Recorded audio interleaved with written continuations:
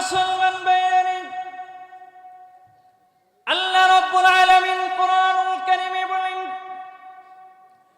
কুল্লু নাফসিন যায়িকাতুল মাউতি ওয়া ইন্নামা তুওয়াফাউনা উজুরাকুম ইয়াওমাল কিয়ামাহ ফামান যুহজিহা আনিন নারি ওয়া উদখিলাল জান্নাতা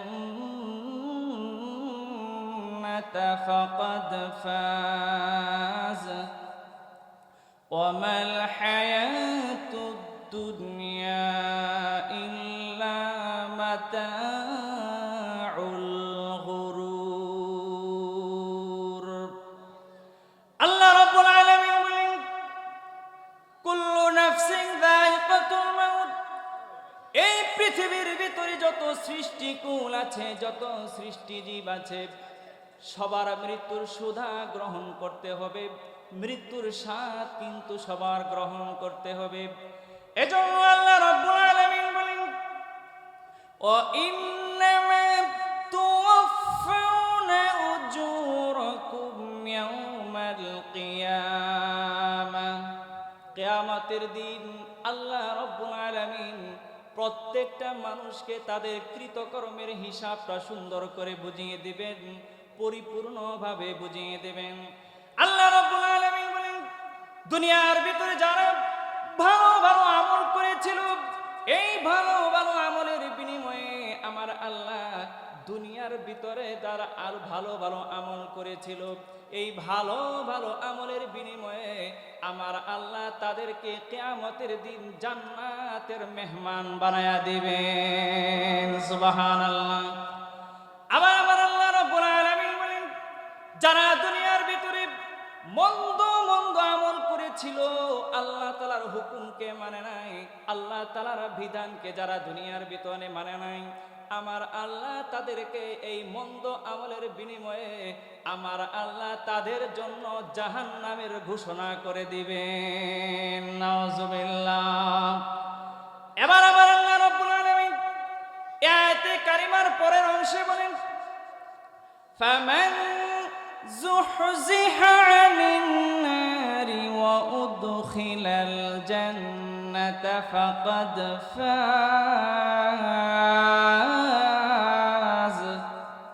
আমার আল্লাহ রাব্বুল আলামিন বলেন, কিয়ামতের দিন যাদেরকে আমার আল্লাহ জাহান্নাম থেকে রক্ষা করে জান্নাতের ভিতরে প্রবেশ করিয়ে দিবেন, জান্নাতের মেহমান বানায়া দিবেন, আমার আল্লাহ তাআলা বলেন ফাকাদ ফাজ, তারাই হলো চূড়ান্ত কামিয়াবি, তারাই হলো প্রকৃত সফলকাম। সুবহানাল্লাহ।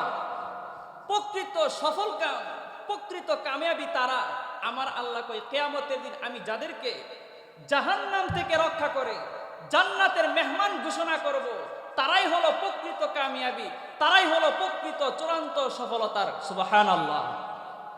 এখন আমরা কি মনে করি যে দুনিয়াতে যদি আমার একটা ছেলে ডাক্তার হয়, ইঞ্জিনিয়ার হয়, ব্যারিস্টার হয়, উকিল হয়, তাহলে দেখবেন চায়ের স্টলে বিভিন্ন দোকানে মানুষ আলোচনা করতে থাকে যে বেড়া একটা খায়া না খায়া একটা ছেলেকে আপনার ডাক্তার বানাইছে।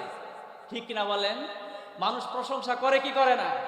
হ্যাঁ, যদি দিনদার ডাক্তার হয়, দিনদার ইঞ্জিনিয়ার হয়, তাহলে এরকম হাজার হাজার ডাক্তার আমাদের প্রয়োজন আছে না নাই? কিন্তু যে বেটা ডাক্তার হয়েছে, বড় ডাক্তার, নামাজ পড়ে না, নবীর সুন্নত নাই, দিনের ধার ধারে না, এরকম ডাক্তার হাজারটা হইলেও আমার আল্লাহর কাছে কোনো মূল্যায়ন নাই। ঠিক কিনা বলেন? আর আমার আল্লাহ কি কয়? ফাকাদ ফাজ। যে ব্যক্তিটা জাহান্নাম থেকে মুক্তি পেয়ে জান্নাতের মেহমান হয়েছে, আমার আল্লাহ কয় সেই হলো চূড়ান্ত কামিয়াবি, সেই হলো প্রকৃত সফল কাম। সুবহানাল্লাহ। আমার মুসলমান ভাইরা, জান্নাত কামানোর জায়গা কিন্তু দুনিয়া, আমার জাহান্নাম কামানোর জায়গা কিন্তু দুনিয়া। এই জন্য আমার আল্লাহ তাআলা এই আয়াতে কারিমার সর্বশেষে আমার আল্লাহ এই দুনিয়ার একটা পরিচয় তুলে ধরেছেন, ওয়ামাল হায়াতুদ দুনিয়া ইল্লা মাতাউল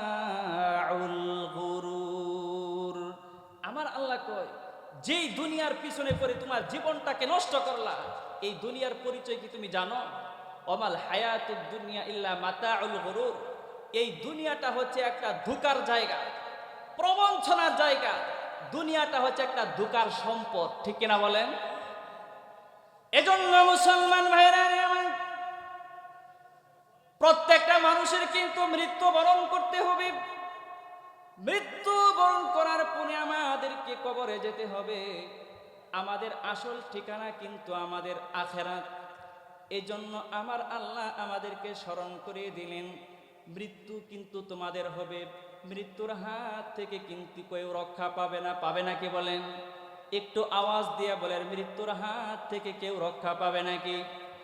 আমার মুসলমান ভাইরা, এবার যদি আপনি আল্লাহ রাব্বুল আলামিনকে প্রশ্ন করেন, মাবুদ আমি তো দুনিয়ার ভিতরে দেখেছি, যদি দুনিয়ার ভিতরে কারো নামে মামলা করা হয় তাহলে সে পুলিশের হাত থেকে রক্ষা পাওয়ার জন্য দিনের পর দিন, মাসের পর মাস, বছরের পর বছর পলায়ন করে থাকতে পারে। মাবুদ গো, আজরাইলের হাত থেকে আমি কি কিছু সময় পলায়ন করে থাকতে পারবো নাকি? আপনি যদি আল্লাহ তাআলাকে প্রশ্ন করেন, আল্লাহ রাব্বুল আলামিন কোরআনুল কারীমে আমাদেরকে স্পষ্ট ভাবে জানিয়ে দিয়েছেন, আইনামা তাকুনু ইউদরিকুমুল মাউত ওয়ালাউ কুনতুম ফি বুরুজিম মুশাইয়াদা। আল্লাহ রাব্বুল আলামিন বলেন, ও দুনিয়ার মানুষ, তোমরা যেখানেই থাকো না কেন, তোমরা যদি মৃত্যুর থেকে পলায়ন করার জন্য তোমরা যদি পাহাড়ের সুদৃঢ় একটা জায়গার মধ্যে গিয়ে পলায়ন করো, তোমরা যদি লোহার খাঁচার ভিতরে গিয়ে পলায়ন করো যে মৃত্যুর হাত থেকে তুমি রক্ষা পাবে, তুমি কিন্তু মৃত্যুর হাত থেকে রক্ষা পাবে না। মৃত্যু তোমাকে ধরবেই ধরবে। এজন্য মুসলমান ভাইরা, আল্লাহর নবী হযরতে সুলাইমান আলাইহিস সালাম তার রাজপ্রাসাদে বসে আছেন। সুলাইমান নবী তার রাজপ্রাসাদে বসে তার একজন প্রিয় মন্ত্রীর সাথে কথা বলতেছেন। এমন সময় এক আগন্তুক ব্যক্তি এসে সালাম আনতে সুলাইমান নবীর সাথে কথা বলতেছেন, কিছু আলোচনা করতেছেন। ওই আগন্তুক ব্যক্তি এসে আল্লাহর নবী হযরতে সুলাইমান আলাইহিস সালামের সাথে কথা বলতেছে ঠিক, কিন্তু আর চোখে তাকিয়ে আছেন সুলাইমান নবীর ওই মন্ত্রীর দিকে। মন্ত্রী কয়, ব্যাপার কি? এই লোকটা সুলাইমান নবীর সাথে কথা বলতেছে কিন্তু আর চোখে আমার দিকে তাকিয়ে আছে কেন, বুঝলাম না। এই লোকটাকে তো আমি চিনি না, তার পরিচয় তো আমি জানি না। এই আগন্তুক ব্যক্তিটা সুলাইমান নবীর রাজপ্রাসাদ থেকে বিদায় নেওয়ার পরে সুলাইমান নবীর ওই মন্ত্রীটা সুলাইমান নবীকে জিজ্ঞাসা করতেছে, সুলাইমান নবী গো, এই আগন্তুক ব্যক্তিটা আপনার সাথে কথা বলেছে ঠিক, কিন্তু বড় বড় চোখে আর চোখে আমার দিকে তাকিয়েছিল, তাকে তো আমি চিনলাম না। আল্লাহর নবী হযরতে সুলাইমান আলাইহিস সালাম বললেন, ও আমার প্রিয় মন্ত্রী, তুমি কেমন করে তাকে চিনবে? তুমি তো তার পরিচয় জানো না, তুমি তো ইতিপূর্বে তাকে কোনোদিন দেখো নাই, তুমি কেমন করে তাকে চিনবে? তুমি তো শুনেছ আজরাইলের নাম। ও আমার প্রিয় মন্ত্রী রে, তুমি যাকে দেখেছো সে আর কেউ নয়, তিনি হলো মালাকুল মউত আজরাইল। আজরাইলের নামটা শুনতে এই মন্ত্রীর কলিজার পানি নাই, ওই খাইছে আমারে। এই লোকটা যে বড় বড় চোখে আমার দিকে তাকিয়েছে, নিশ্চিত সে আমার জানটা কব্জ করে নেবে, নিশ্চিত সে আমাকে মেরে ফেলবে। সুলাইমান নবীর প্রিয় মন্ত্রীটা সুলাইমান নবীকে কয়, ও সুলাইমান নবী গো, আপনি একটা কাজ করেন, আমাকে রক্ষা করেন তার হাত থেকে। আল্লাহর নবী হযরতে সুলাইমান আলাইহিস সালাম বলেন, ও আমার প্রিয় মন্ত্রী, আমি তোমাকে কেমন করে রক্ষা করব? আমি তো হায়াতের মালিক না, আমি তো মৌতের মালিক না। হায়াতের মালিক আর মৌতের মালিক যিনি, তিনি কে? একটু আওয়াজ দেয়া বলুন না, কে? আল্লাহর নবী হযরতে সুলাইমান আলাইহিস সালাম বললেন, ও আমার প্রিয় মন্ত্রী, আমি তোমাকে কেমন করে রক্ষা করব, কারণ বাঁচানোর মালিক তো আমি না। সুলাইমান নবীকে তার প্রিয় মন্ত্রী কয়, সুলাইমান নবী গো, আমি জানি আপনি আমাকে রক্ষা করতে পারবেন না, হায়াতের মালিক আল্লাহ। তবে আপনাকে আমি একটা কথা বলি কি, আমার আল্লাহ রব্বুল আলামিন আপনার জন্য বাতাসকে অনুগত করে দিয়েছেন, বাতাস আপনার হুকুম মানে। ও সুলাইমান নবী, আপনি আমার জন্য একটা কাজ করেন। কই কি কাজ করব? আপনি বাতাসকে হুকুম করেন এই মুহূর্তে বাতাস যেন আমাকে ভারতবর্ষের এক গহীন জঙ্গলে নিয়ে ফেলে রেখে আসে। কই আপনি বাতাসকে একটা অর্ডার করেন, বাতাস যেন এই মুহূর্তে আমাকে ভারতবর্ষের এক গহীন জঙ্গলে নিয়ে ফেলায় রেখে আসে। সে চাইছে যে মৃত্যু থেকে সে পলায়ন করবে। আমার মুসলমান বন্ধুরে, গভীর মনোযোগ দিয়ে শুনবেন। আল্লাহর নবী হযরত সুলাইমান আলাইহিস সালাম মনে মনে চিন্তা করলেন, আমার এই প্রিয় মন্ত্রী কোনোদিন আমার কাছে আবদার করে না, আজকে যেহেতু একটা বিষয় আবদার করেছে, বাতাসকে হুকুম করলেন, ও বাতাস রে, এই মুহূর্তে তুই আমার এই প্রিয় মন্ত্রীকে ভারতবর্ষের অমুক গহীন জঙ্গলে নিয়ে ফেলে রেখে আসবি। বাতাস কি করলেন? সুলাইমান নবীর হুকুমটা মেনে সুলাইমান নবীর এই প্রিয় মন্ত্রীকে ভারতবর্ষের ওই গহীন জঙ্গলে নিয়ে যখন নিয়ে যাচ্ছে, অবতরণ করে বলে, সুলাইমান নবীর ওই প্রিয় মন্ত্রীটা যখন ওই গহীন জঙ্গলে অবতরণ করবে, সামনের দিক তাকা দেখে তার সামনে মালাকুল মউত উপস্থিত। মালাকুল মউতকে দেখে তার কলিজায় পানি নাই, কই এই মুহূর্তে আমার জানটা কবজ করে নেবে। মালাকুল মউত আজরাইল কই, ও মন্ত্রী রে, মৃত্যুর পূর্বে আমি কারো সাথে কথা বলি না, তবে তোর সাথে আজকে একটি কথা বলবো। কি কথা? কই ও প্রিয় মন্ত্রী রে, আমি যখন সুলাইমান নবীর রাজপ্রাসাদে গেলাম, তোর দিকে তাকিয়ে দেখি, আমার ডায়েরির দিকে আমি তাকিয়ে দেখি আর মাত্র কয়েক মিনিট বাকি আছে তোর মৃত্যুর। এখনো তুই এই সুলাইমান নবীর রাজপ্রাসাদে, কিন্তু তোর মৃত্যুটা হবে সেই ভারতের গহীন জঙ্গলে। এই অল্প সময়ের ভিতরে তুই কেমন করে যাবি ওখানে? আমি টেনশনে পড়ে গেলাম। আমি মনে মনে ভাবলাম, আমার কাজটা আমি করি, তোকে পৌঁছানোর দায়িত্ব আমার। ও মন্ত্রী রে, আমি আমার নির্দিষ্ট সময়ে যখন এখানে পৌঁছে গেলাম, এই নির্দিষ্ট সময়ের ভিতরে আমার আল্লাহ তোকে এখানে পৌঁছিয়ে দিয়েছেন। সুবহানাল্লাহ। এই জন্য আল্লাহ তাআলা কয়, লা ইস্তাখিরুনা সাআতাও ওয়ালা ইস্তাকদিমুন। মৃত্যু যখন কারো চলে আসবে, এক সেকেন্ড আগেও হবে না, পরেও হবে না। যেহেতু এই মৃত্যু আমাদের আসবে, সবার মৃত্যু হবে, এই জন্য মৃত্যুর সামানা জোগাড় করা দরকার আছে না নাই? একটু আওয়াজ দিয়ে বলেন, আছে না নাই?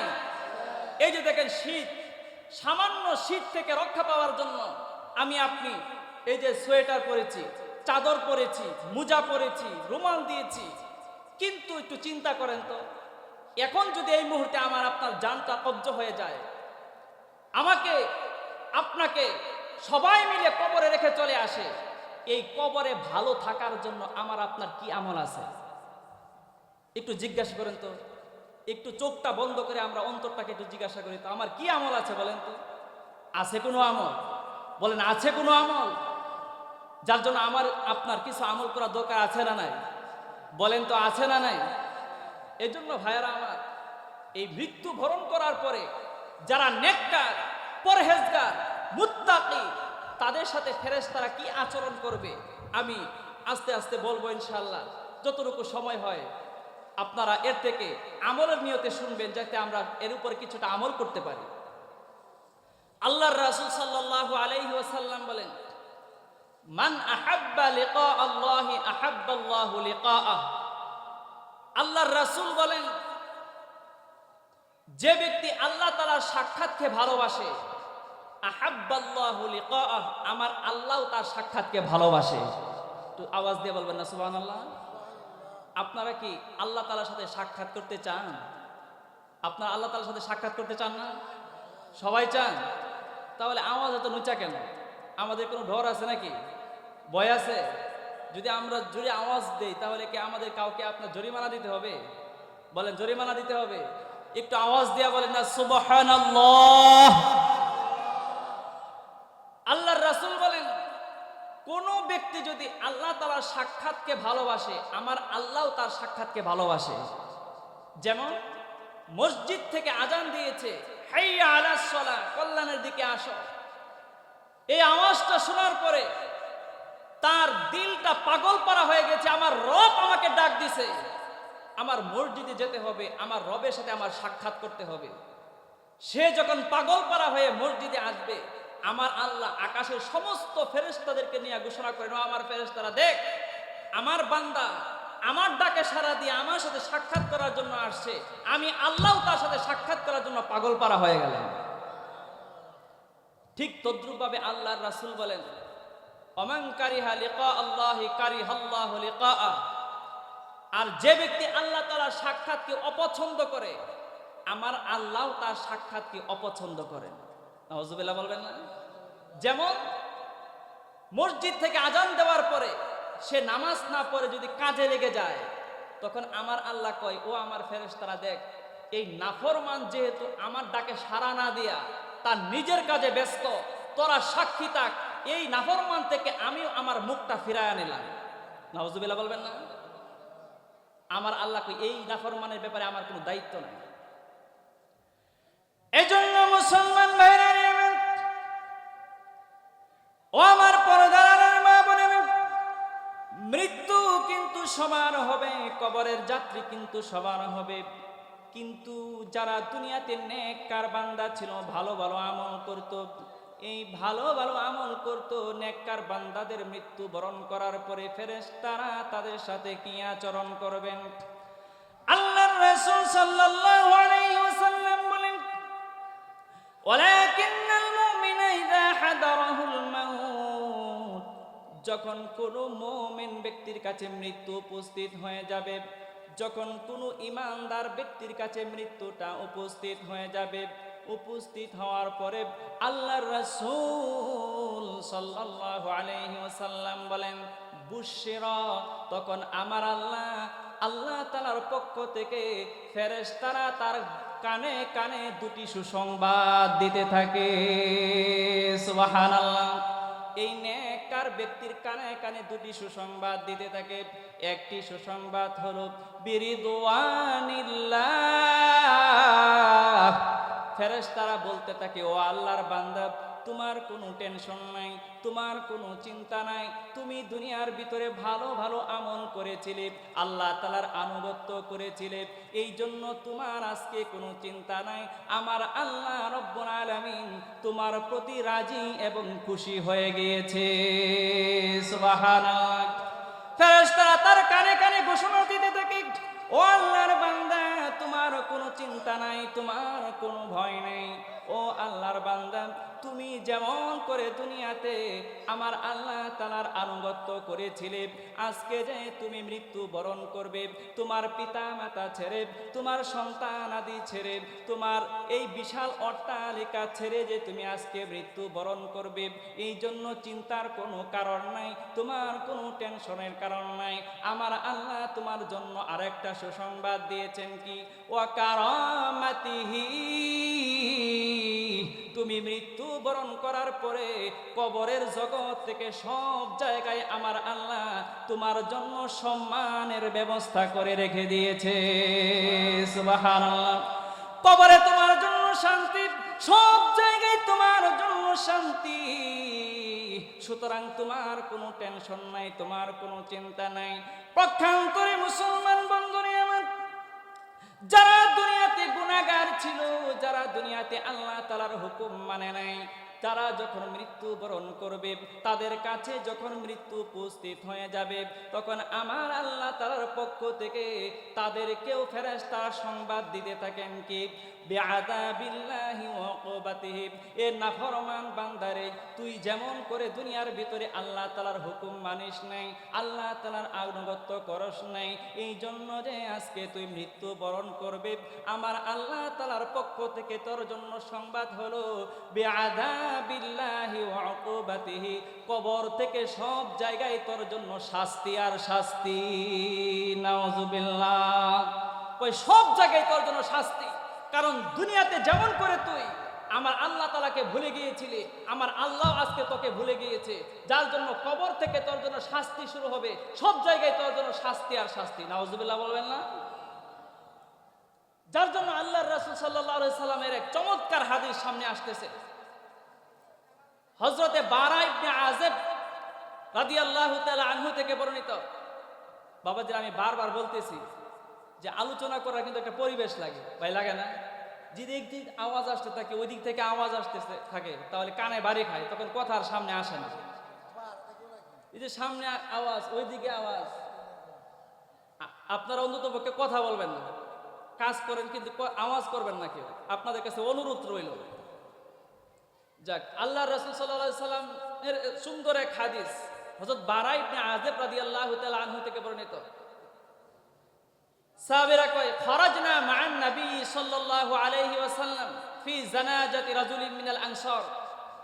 কয়, আমরা একবার আল্লাহর রাসূল সাল্লাল্লাহু আলাইহি সাল্লামের সাথে আনসারী এক সাহাবীর জানাজার নামাজ পড়ার জন্য গিয়েছিলাম, বের হলাম। ফান্তাহাইনা ইলাল কবরি, আমরা তার কবরের কাছে পৌঁছলাম। ওয়ালাম্মা ইউলহাদ, এখনো তার কবর খনন করা হয় নাই। ফাজালাসা রাসূলুল্লাহ সাল্লাল্লাহু আলাইহি ওয়াসাল্লাম, আল্লাহর রাসূল সাল্লাল্লাহু আলাইহি ওয়াসাল্লাম ওই কবরের পাশে বসে গেলেন। সাহাবীরা কয়, ফাজালাসনা হাওলা, আমরাও রাসূলের চতুর্দিক দিয়ে বসে গেলাম। আল্লাহর রাসূল বসে একটা লাঠি দিয়া মাটির ভিতরে আঁকাআঁকি করতেছেন। আঁকাআঁকি করতেছেন, ঠিক কিছুক্ষণ পরে আল্লাহর রাসূল ফারাফা রাসা, তার মাথাটা উত্তোলন করলেন। মাথাটা তুলে সাহাবীদেরকে উদ্দেশ্য করে বললেন, ও আমার সাহাবীরা, ইস্তাঈযু বিল্লাহি মিন আযাবিল কবর, তোমরা কবরের শাস্তি থেকে আল্লাহর কাছে পানা চাও। মাররাতাইনি আও সালাসা, কথাটা দুইবার অথবা তিনবার বললেন যে তোমরা কবরের শাস্তি থেকে আল্লাহর কাছে পানা চাও, কারণ কবরের শাস্তি বড় ভয়ানক।